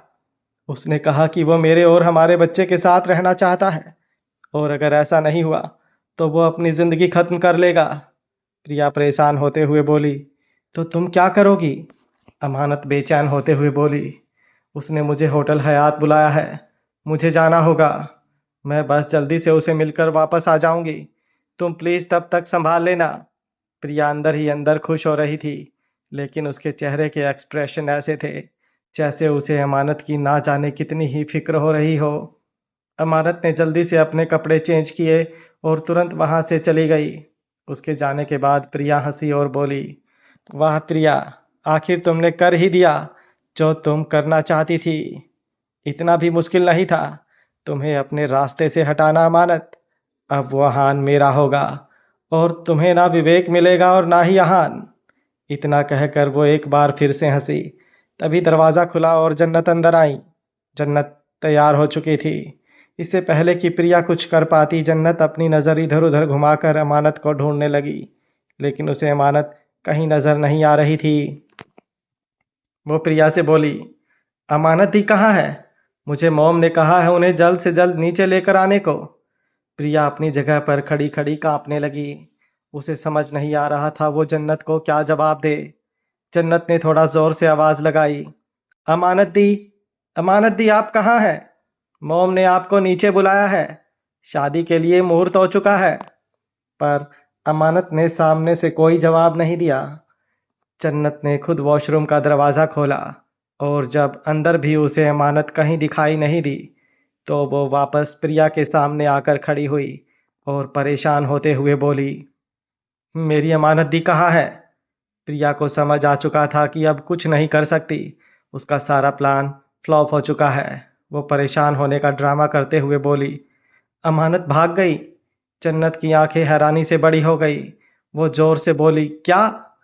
प्रिया ने जल्दी से उसका मुंह दबाया और बोली, इतना ऊंचा क्यों बोल रही हो? वो विवेक का फ़ोन आया था और उसने अमानत को मिलने के लिए बुलाया, तो अमानत यहाँ से भाग गई। जन्नत का चेहरा एक पल के लिए सुन्न हो गया। वो परेशान होते हुए बोली, लेकिन नीचे नीचे सब इंतजार कर रहे हैं। शादी का मुहूर्त हो चुका है और अमानत दी को तो नीचे जाना था ना। वहीं दूसरी तरफ नीचे गार्डन एरिया पूरा मेहमानों से भर चुका था और अब पंडित जी को भी बस अमानत का इंतजार था। एक तरफ मीडिया वालों का जमावड़ा लगा हुआ था जो आज आहान शेखावत और अमानत ठाकुर की शादी को अपने कैमरा में लाइव कैप्चर करने के लिए आए हुए थे। पंडित जी मन्नत की तरफ देखते हुए बोले, प्लीज आप कन्या को जल्दी बुलाएं, शादी का मुहूर्त बीत रहा है। मन्नत ने मुस्कुराते हुए अपना सिर हिलाया और अंदर की तरफ जाने लगी। तभी आरजू ने उसके कंधे पर अपना हाथ रखा और बोली, तुम रुको, मैं जाती हूँ। इतना कहकर वो अंदर की तरफ चली गई। वहीं दूसरी तरफ प्रिया जन्नत की तरफ देख रही थी जो अपना सिर झुकाए सोच रही थी कि अब वो क्या करे। उसने जल्द से जल्द अमानत को लेकर नीचे जाना था। प्रिया को इस वक्त जन्नत पर बहुत गुस्सा आ रहा था। उसे हान से शादी करनी थी, इसलिए उसने ये सारा प्लान बनाया। विवेक की तरफ से अमानत को फ़ोन कराया, लेकिन अब जन्नत की वजह से वो अपना प्लान फ्लॉप नहीं होने दे सकती थी। तभी उसका ध्यान साइड टेबल पर रखे हुए वास पर गया और उसके चेहरे पर शातिर मुस्कुराहट तैर गई। उसने वो वास उठाया और ज़ोर से जन्नत के सिर पर मारने लगी, लेकिन तभी आवाज़ आई, ये क्या हो रहा है? प्रिया का हाथ एकदम से रुक गया। आरजू जो दरवाजे पर खड़ी थी वो गुस्से से प्रिया को देख रही थी। जन्नत भी एकदम से हैरान रह गई। उसने जब प्रिया के हाथ में वास देखा तो तुरंत पीछे की तरफ हट गई। आरजू को वहां पर देखकर प्रिया का चेहरा डर से कांपने लगा। आरजू वहां पर आई और प्रिया की तरफ देखते हुए बोली, ये क्या कर रही थी तुम? प्रिया हकलाते हुए बोली, कुछ कुछ नहीं, वो तो मैं बस। अगले ही पल आरजू ने जोर से उसके चेहरे पर थप्पड़ जड़ दिया। आरजू गुस्से से कांपते हुए बोली, मुझे पागल बनाने की कोशिश मत करना प्रिया। जन्नत की आंखों में नमी तैरने लगी। उसे भी बहुत डर लग रहा था कि जब आरजू को अमानत के भाग जाने का पता चलेगा तो आरजू को बहुत गुस्सा आएगा। आरजू ने जन्नत की तरफ देखा और बोली, अमानत कहाँ है? उसे लेकर हमें नीचे चलना है। जन्नत ने अपना चेहरा झुका लिया और बोली, स्नोफ्लेक दी नहीं है, दी चली गई। जन्नत की बात सुनकर आरजू एकदम शॉक्ड रह गई। प्रिया हंसी और बोली, आप मुझे डरा रही हैं, लेकिन अब आप क्या करेंगी जब आपके खानदान की इतनी बेइज्जती होगी कि आप बर्दाश्त ही नहीं कर पाएंगी। आपकी होने वाली बहू भाग गई, वो भी अपने एक्स हस्बैंड के साथ। कहकर प्रिया एक बार फिर से हंसी। अर्जुन ने उसका हाथ पकड़ा और उसे खींचते हुए वॉशरूम की तरफ लेकर जाने लगी। उसने प्रिया को लगभग से वॉशरूम के अंदर धक्का देते हुए वॉशरूम का दरवाज़ा बाहर से बंद किया और जन्नत के सामने आकर खड़ी हुई। जन्नत रोते हुए बोली, सॉरी स्नोफ्लेक, लेकिन मुझे खुद नहीं पता कि अमानत दी ने ऐसा क्यों किया। विवेक का कॉल आया था और विवेक की बात सुनकर अमानत दी चली गई। बोलते हुए जन्नत की आंखों से आंसू बह रहे थे। आरजू सोच में पड़ चुकी थी। अब तो आरजू को भी गए काफी वक्त हो चुका था। मन्नत को एक बेचैनी सी होने लगी। वो खुद अंदर की तरफ जाने ही लगी कि उसकी नज़र सामने से आती हुई आरजू पर गई, जिसके साथ ही अमानत भी आ रही थी। अमानत का चेहरा दिखाई नहीं दे रहा था क्योंकि उसके चेहरे पर घूंघट था, लेकिन उसे देखते ही सबके चेहरे पर मुस्कुराहट आ चुकी थी। आरजू अमानत को लेकर मंडप में आई और उसे आहान के साथ बिठाया। मन्नत ने मुस्कुराते हुए आरजू के हाथ पर अपना हाथ रखा और बोली, फाइनली हम दोनों की दोस्ती रिश्तेदारी में बदलने वाली है। अमानत और आहान की शादी होने वाली है। अमानत और आहान का नाम सुनकर आरजू के चेहरे पर हल्की सी परेशानी झलक उठी, लेकिन मन्नत ने उस तरफ ध्यान ही नहीं दिया। पंडित जी ने मंत्र शुरू किया और साथ ही साथ शादी की रस्में भी। उन्होंने आहान और अमानत को फेरों के लिए खड़े होने को कहा। आहान के चेहरे पर मुस्कुराहट तैर रही थी। उसने अमानत के हाथ पर अपना हाथ रखा। अंदर जन्नत एकदम से कांप उठी। आहान को थोड़ा अजीब लगा, लेकिन उसने भी ज़्यादा रिएक्ट नहीं किया और बोला, उठो ट्रेजर। जन्नत से उठा नहीं जा रहा था। उसे बहुत डर लग रहा था। उसका मन कह रहा था कि सबको बता दे, लेकिन तब उसे आरजू की बातें याद आने लगी और वो चुप रह गई। अहान के हाथ को अच्छे से थाम कर वो भी अपनी जगह से उठी और पंडित जी ने जैसे जैसे मंत्र पढ़े, अहान ने जन्नत का हाथ पकड़कर फेरे लेने शुरू किए। जन्नत को अहान का हाथ अपने हाथ में ऐसा महसूस हो रहा था जैसे उसने कोई आग का गोला पकड़ रखा हो। दिल डरे जा रहा था और पैर बार बार अटक रहे थे। पूरे जिस्म में रोंगटे खड़े हो चुके थे। वहीं अहान के लिए शायद आज उसकी जिंदगी का सबसे खुशी भरा दिन था। फेरे खत्म हुए और दोनों अपनी जगह पर आकर बैठे। पंडित जी ने सिंदूर और मंगलसूत्र वाला थाल अहान के आगे बढ़ाया और बोले, पहले वधू के गले में मंगलसूत्र पहनाइए और फिर उनकी मांग में सिंदूर भरिए।